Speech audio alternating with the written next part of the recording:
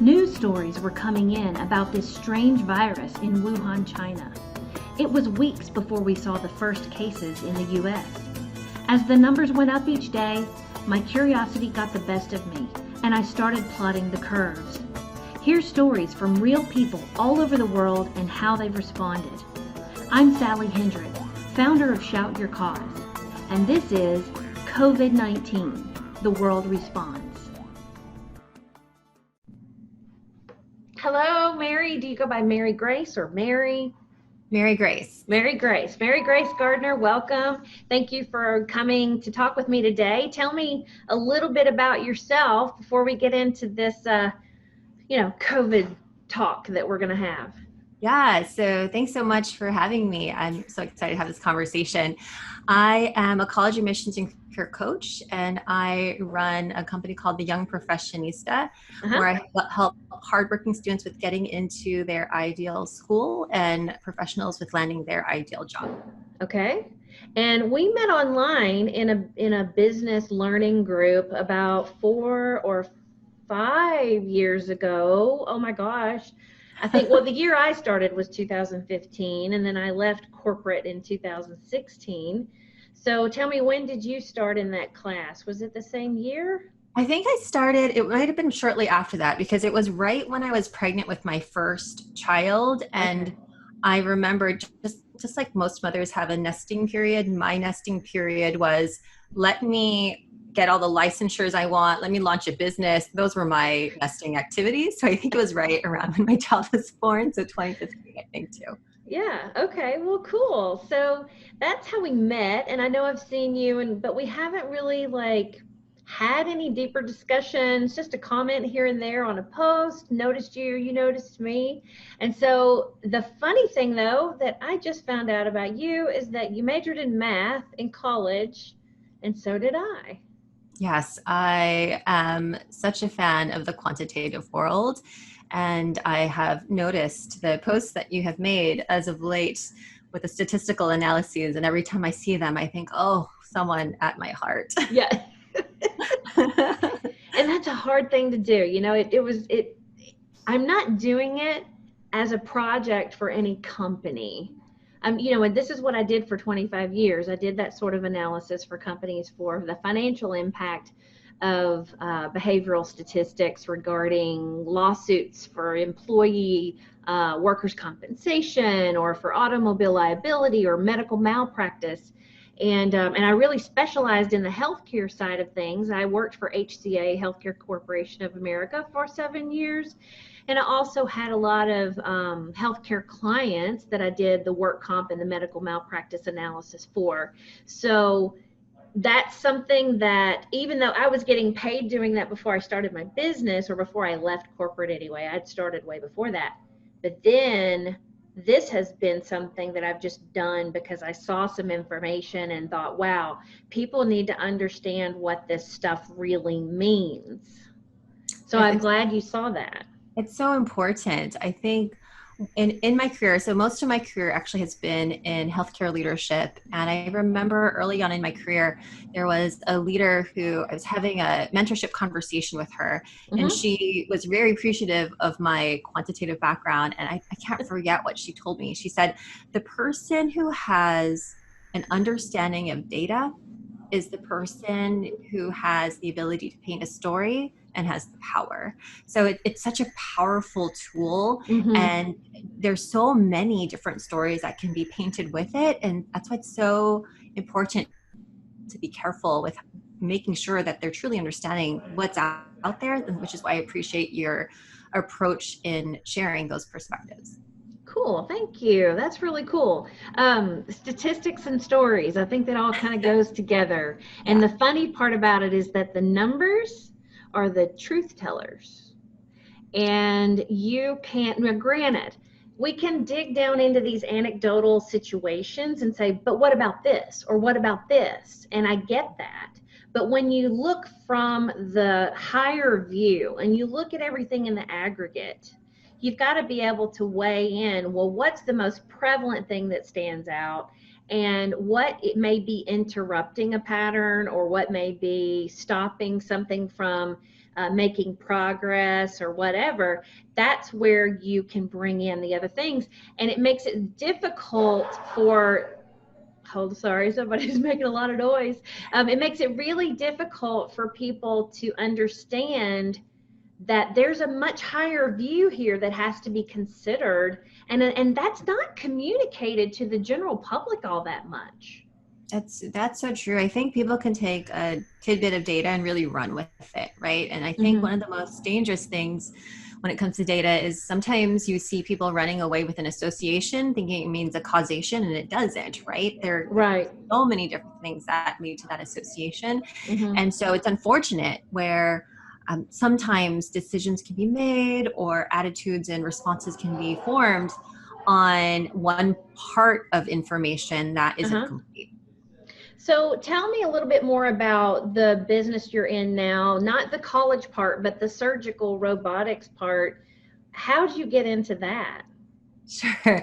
So my past 10 years in my career has all actually been in healthcare leadership and healthcare administration.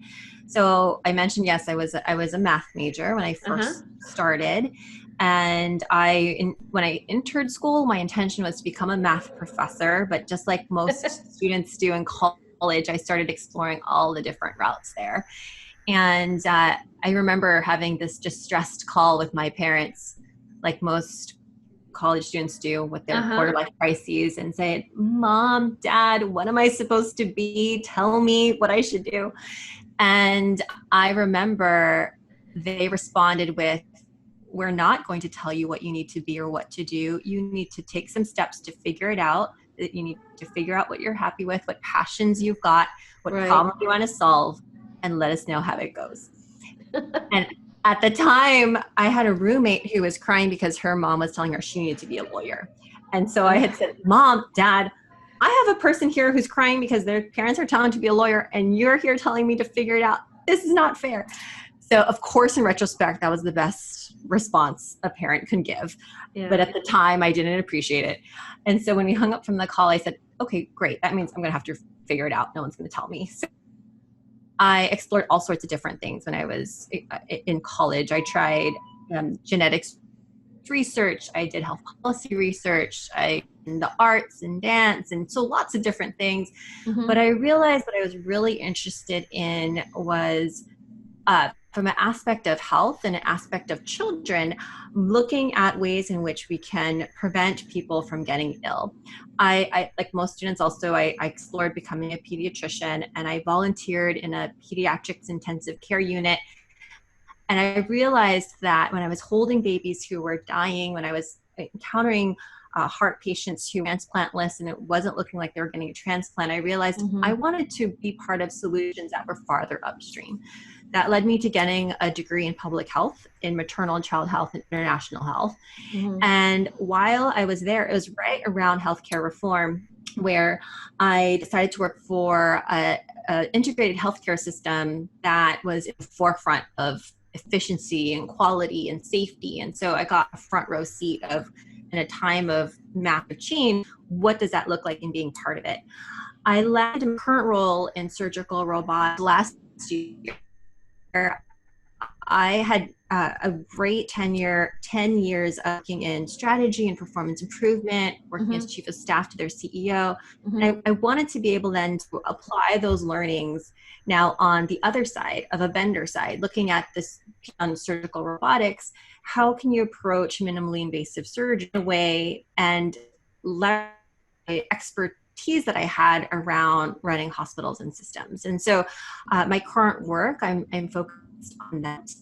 But along the way, while I have been focused in the healthcare world, I've been mentoring students in this college prep and career consulting as well. So the college prep and career consulting, what was it that made you think about doing that? So I never actually had thought to turn it into a business, right? So as I was pursuing my career, it was something that was just always on the side. So when I was at UC Berkeley for graduate school, the chair of my committee had asked me to be part of their admissions team.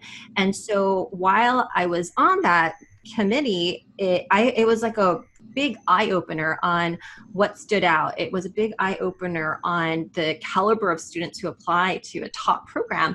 And so I had that experience and exposure. And then I had always gotten families and parents and students asking me about my own journey. So I got accepted to competitive programs like Yale, Johns Hopkins, UCLA. And I made my decisions on where to go based upon where I would not end up in debt. And so people had asked, how did I get through my education without being in an immense debt, which is very characteristic of millennials now. Yeah. And so all along the way, I had just been asked questions about, well, how did you do this? And how did you get that scholarship? And in my work, my day job, I've had the opportunity to serve as the hiring manager for all sorts of roles, from administrative assistant to COO. And so I had 3 different lenses of what is it like to be that student who's applying? What is it like to be on that admissions committee? And what is it like to be a hiring manager who's actually going to be hiring these people who come out of these programs? And so for several years, it was just a thing on the side where people ask questions, ask me to mentor their kids. And then once I realized I'm getting all the same questions over and over again, I am having people asking for more dedicated time, I realized that I could start creating systems and being able to help more people in that way. Yeah. So do you have something that you do that's unique to college counselors, that's specific to the way you work with them? Because I mean, there's so many different aspects to applying to college. It's not just filling out an application. There's much more. There's so much more to it. And I think when it comes to actually applying to college, they're all the similar steps, and where you're filling out the application, you're getting letters of recommendation, all those different pieces. But for me and my approach, the parts that I focus most on are your essays, how to really highlight your unique and individual value. And that itself is a journey for a student to figure out what that looks like. The second is extracurriculars. So while there are the standard ones that you are accustomed to seeing, helping students with really figuring out what's their personal passion project, what's something that they care about in terms of a problem they want to solve, big or small, but really customizing it so that they can figure out, is this something they want to pursue in a longer term? Is this something they're interested in as a potential major? But being much more intentional about what it is they're devoting their time to. And then the third piece that I really focus on is on life skills. So because of my hiring manager hat, I know that there's so much more importance than just the book smarts. It's also things like being able to be a leader and a speaker, and having grit, having a growth mindset. And so those are the 3 areas in which I particularly focus on, to make sure that students, as they're figuring things out, that they are, when I'm looking at the long term of employability, that's what I'm really focusing on. Yeah. Well, and that makes a lot of sense. And I don't think I ever remember hearing any of that back in the 80s when I was graduating high school. So that would have been a nice exercise to go through with a counselor.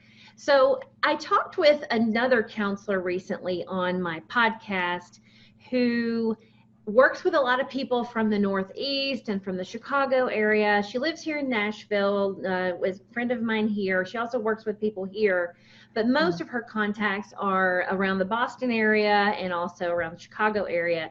And she talked about how the COVID-19 has really changed the way that these students are thinking about this fall for their freshman year, or whatever else they're planning to do, in 2 years, because obviously you work with students a few years before they're ready for college to get them prepared and, to make sure they're taking the classes they need to go in the right direction, or doing the projects that they need to be doing.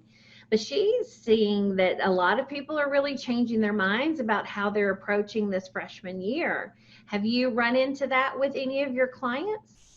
That's so interesting, because in peer groups, I'm hearing that as well. For my particular batch of seniors who are now transitioning over and getting ready for college, for me, it's no. We have talked through what's the game plan now with this change, and in terms of what it is that you want out of first year, how can we still maximize that, even if you're not getting the typical first year experience, and coming up with contingency plans. And I think that's why it's so important to talk about resiliency. It's so important to talk about grit, growth mindset with students, so that it's still devastating, don't get me wrong, but then there's an understanding that there's still an opportunity to grow from this, right? And how can you make up for it second year of college and still get those first year of college type of experiences? And so I haven't had any of my students who wanted to defer for the year, to take a year off before going into college.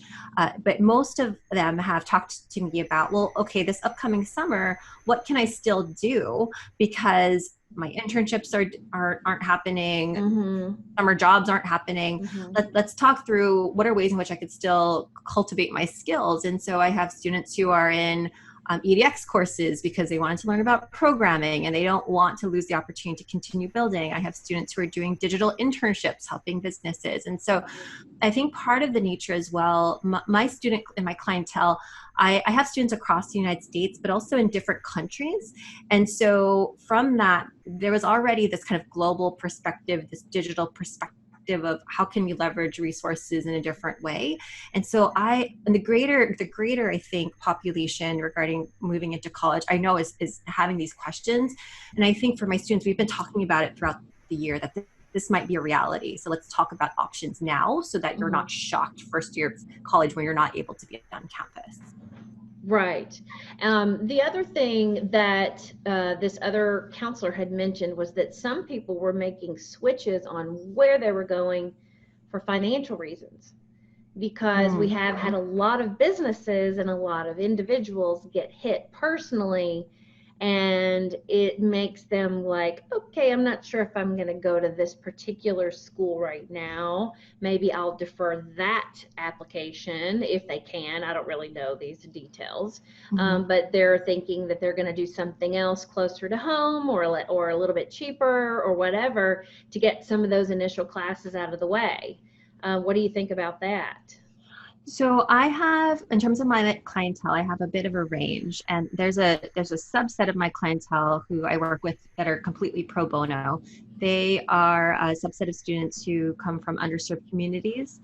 And the first thing I talk to them very bluntly about is finances, right? Is making sure that as we're making our decisions and figuring out where to go, now is the time to start thinking about your financial decisions. And so for the students who are applying this upcoming cycle, it's a reality of what might that financial situation look like.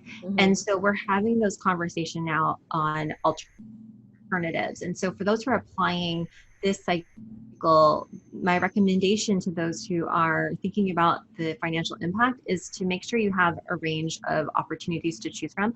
That I would rather a student at the end have too many things to choose from than not enough choice. And so we've talked through, well, what's the option of doing something local? What's the option of actually going to community college for 2 years? Because the degree you have at the end of the day won't say they started 2 years in community college. It'll just say the name of the university. You graduated from wherever it was. Exactly. Yeah. And so we're having those I think it's so important to have a realistic picture of the impact. I had a student who I was mentoring, and she was debating about, do I go farther away from home? Do I go closer to home because of this COVID situation? Of course, your parents were worried about accessibility to the student if there was an emergency. She was also looking at the financial situation. And so at the end of the day, the financial pieces are a real consideration. And so making sure that students understand, if they're not in a situation where they're getting full academic scholarship or need-based scholarship, or parents aren't in a situation where they've saved the money to be able to pay for things, that the student have basically a reality check of how will they mitigate this huge debt they might potentially be in. A book that I have my high school seniors read and I gift to graduating seniors is Ramit Sethi's "I Will Teach You to Be Rich," because it goes through the author again. Ramit Sethi's "I Will Teach You to Be Rich." Okay. It's a book that helps, especially for those who are beginning in their financial journey. It goes through all levels, but especially for those who are beginning, it's figuring out how do you pay down loans? How do you set yourself up for long-term savings? I know is not the first thing students are thinking about, but once they start getting those bills, they will start thinking about. And so it's a book that I say the summer before you go to college, here's a good book to read and take a look at this book. Yeah, really. Because I think that the idea that millennials probably have gone through the last, decade or so is that, oh, I'll just pay it back. I'll just pay it back. And then they get to the reality of paying that back, and it's years and years and years, and can be like some people's house payments. Absolutely. It's such a big deal. I remember it was a hard conversation for me with my parents when I was trying to choose which school to go to. When you see something like Yale, it's very attractive, or Johns Hopkins, very attractive, but then you look at the bill and you say, will that be much different than you go into this other university? Will the opportunities be different? And my decisions in terms of which schools I chose really was which gave me the most academic scholarships. And I'm going to go for that because I didn't want to be in that debt. That's what I did have too. seen my peers, right? And it makes such a big difference on your life, like being able to start off without debt or little debt, being able to see that lifestyle versus someone in immense debt. It's pretty a stark contrast. So it's a real conversation, I think, in light of COVID-19 and people's financial situations changing. I do think it's a conversation parents and students need to have about acquiring debt. How are you going to pay it? Who's going to pay it? And making sure that there's clarity of expectation. Yeah, exactly. So are there any particular challenges that you are running into because of the COVID-19 situation? And then after we talk about that, let's go into what you think it might be changing going forward. Yeah, in the college admissions and career coaching space, I think a particular challenge is that because everything is pretty much either shut down or virtual, there are a lack of opportunities for students to really explore their interests in the traditional route. They're not going to sports, they can't go to clubs and activities, they can't go to their lessons. And so students are wondering, well, how do I stand out? Now I can't even, or how do I explore my interests? There's nowhere for me to go. And then the other thing that I saw as a challenge was that students were feeling like there wasn't this creative outlet for them to have to be able to express what they were going through COVID-19. Saw a lot of worry, especially the students I was coaching individually. There was worries about isolation, about not being connected to other people. And so that was a big challenge that was coming up with COVID-19. Tell me, I didn't want to forget about this, that quarantine journal challenge that you threw out there. Yes. Tell me what that was and how that really opened your eyes as to what these kids are thinking about. Yeah. Thank you for asking about that. So it was after I was speaking to some of my students, like I mentioned, I have who are in different countries, and I actually have some students in China. And when I was talking to them early this year, and this is I know a US mentality, so I'm just going to be upfront about this. When I was speaking to them in January and they were telling me about COVID-19 and being in isolation and wearing masks, and I thought, wow, that is such a problem, a big one that I cannot imagine ever being here, right? And so when they were talking to me about how they were getting stir crazy not going outside, and how they're trying to get into academic and doing their academics all online, and I'm thinking, wow, this is just the most intense thing I've ever heard. Like, how can that be? A whole country shut down. And so I'm going to admit it, but I think the entire world will admit, like, you would never have thought that was going to be here in the United States as well. Like in January, I was getting indications where my students were telling me exactly what life was like for them. And then it became exactly our life in March, where I realized I had these signs so early on. Not that I could have done anything differently, but I saw it early on. Yeah. And so, but I was realizing, talking with those students kind of through their journey, because they're on the curve high, earlier than we are in terms of our COVID-19 journey.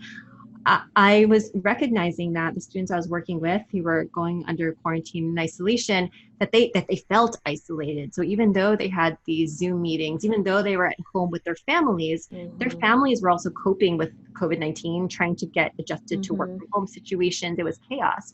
And students were feeling like, I have no one to talk to. I feel alone in my thoughts. And so literally this was one of those things where at midnight I woke up and I said, oh my gosh, what if students had an opportunity to write a journal specifically related to this? And the reason I thought of that was when I was a senior in high school, at the time I thought this was a silly assignment, but my AP language arts teacher, he assigned for us to do basically a memory book so we had finished our exams, we had finished the AP tests, and he had asked us to complete this memory book where we had to do things like interview an elder in the family, or have your best friend write a letter about you, or at the time when I was doing this, it was describe what it was like for you when 9/11 was happening, and where you witnessed it and how you saw it on TV. And so at the time I thought, oh my gosh, this is such a fluffy assignment. I've got other things I need to do. But in retrospect, it was probably one of the most meaningful assignments I ever did. So that event when I was writing about was 9/11, when my little brother and I turned on the TV and watched it together as we were getting ready for school, and what a horrific thing to witness together. And I had my little brother with me, or the person who wrote that letter, that best friend who wrote that letter, my best friend in high school ended up becoming my husband, right? And so I have that as a memento. And then the family member whose interview I captured was my grandfather, who had passed away, right? And so these are things that for me are this so that I thought, well, what if kids could have that today? And so in a flurry of just, sometimes when the thoughts and inspiration comes, it just flows. So I wrote 30 prompts, and I said, these are things I think that would help with students processing what's going on. And as they're capturing these things, this could also help inspire them on their college application essays when they're ready to do so, right? I was going to say, this has got to be a huge advantage to already have those thoughts captured raw in the moment. Yeah.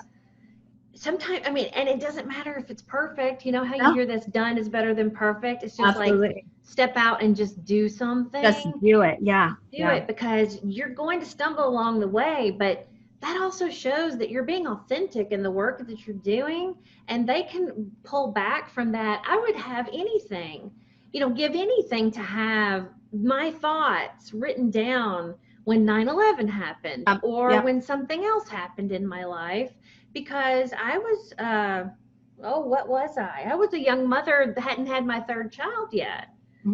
So there's a whole different perspective that you're thinking about at that point in your life. And you can look back on something like that. So that would really be and it also would be a great example for you, even going forward for kids in the coming years, because they're all going to have something they remember from that time. Yeah, and like you hit it on the head. It's different when you're trying to recall it later, right? Versus when you're in the moment and it's all fresh and you're experiencing it this moment. And so I put that challenge together, and I didn't really expect there to be much. I didn't expect much of it. I just felt like this was going to be something helpful for people. Let me just put it out there into the world. And so no advertisements or anything. I just put it out. And then I was suddenly getting hundreds of people signing up for it from all around the world. I was getting emails saying, hi, from Abu Dhabi. I am on your journal challenge. So I don't know how it went as far as it did, but I think the really neat thing was I was getting feedback from families saying, as a family, the parents signed up for it, so we're talking about it every night during dinner, and it's opening up conversations. Or for little kids, there was a student who said, well, my little sister is getting her crayons. She can't write yet, but she's drawing what she feels in response to the actual prompt. And then I was getting feedback from teachers saying that they're actually using it as their daily assignment that's required for their class. And I thought, wow, I did not expect any of that. I just thought this was a need I'm seeing that students have. And what a gift to be able to capture your thoughts and be able to look at it 50 years later, show your grandkids, right? Of this is what was happening during the time of COVID-19. Wow. During the time of COVID, like love in the time of cholera. Exactly. Yeah, that's what it sounds like. Well, okay, so let's move into the very last question, which I always like to ask everybody. What are your hopes that will come out of this? Because we're seeing a lot of changes and a lot of restructuring, and it's almost like crisis management and then having that on the back burner for what happens in the future. But I think it's going to change the whole fabric of our education system. What do you think? I think that this was a reality check in many ways about what's important and what's not, right? And so suddenly we realized there were certain things that we value highly, like toilet paper. I mean, I can't imagine that was to be the hot commodity, right? But I have a membership now for a toilet paper company. Isn't that funny? I would never have guessed. But in seriousness, like this reset button on what's actually important. And I think in terms of how we're coming out of this, I think especially for the youth, there's so much going on right now with the quarantine situation, with this revolution that's also happening simultaneously. 2020 has been such an immensely revolutionary year.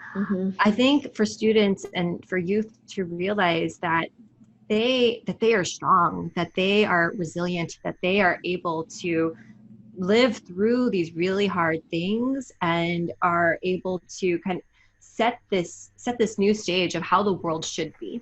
I think that COVID-19 kind of toppled everything for us, right? It toppled our way of life. And it's this reset button, an opportunity really for youth to be able to differentiate what should the life after 2020 look like. There's a BC before COVID. And then exactly. I hate to say it, but AD after death. I don't know. I mean, isn't that weird? It just feels like 2020 is just going to be this marker of pre and post what life used to be for us. And I think this is just I don't want to say blank slate necessarily, but this is just some new territory that our youth can define and redefine what should be. Yeah, it's like this giant mental breakdown that is going to create this whole new rebirth, hopefully, to make amends for all the things that we've been doing wrong. I feel like we've been chasing greed and money and all these different things. I mean, that's a whole different discussion for another day, but it just feels like there's something that's new and amazing that may be coming out of this. At least that's my hope and vision. So I love seeing that you are in a position to look at life from so many different perspectives, like a lot of women who are having these extra businesses that they're creating to help the world a little bit differently. I think it's just an exciting time to be able to just step into the ways in which you want to contribute to society. And I think that it's just, there's no better time than the current situation to be able to make the changes that you want to. Exactly. Well, thank you so much, Mary Grace, for coming on, and I will talk to you soon. All right. Thanks so much for having me. You're welcome.